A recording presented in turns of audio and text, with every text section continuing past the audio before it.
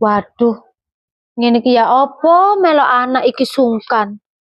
Mangan nek gurung dikongkon kate mangan dhisik yo gak penak. Niki ya apa ya wis tak balik ae aku nang omahku dhewe wis tak urip dhewe ae. Gak enak ini iki melok anak mantu sungkan.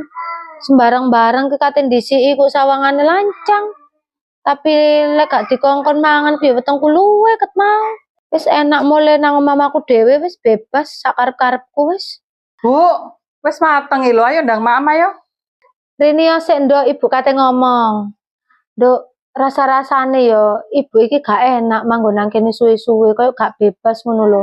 Engko awakmu mari ngelairno, wis cepet puser, kan awakmu kan sisuk sing ngedusi dhewe. Ibu tak mulai yo. Lah apa sih Bu, gak enak nang kene ta rame. Timbangane sampean mulai lho ning omah dhewean. Wis gak apa-apa nduk, mending aku nang omah dhewean. Temen aku melok anak mantuku sungkan. Walah ya wis Bu, lek anjane koyo ngono sakarepe sampean. Kok lek misale ana apa-apa ya sampean telepon aku ya. Iya. Ya saya ndang mam sih Bu, wis mateng iku ning mburi. Iya, iya.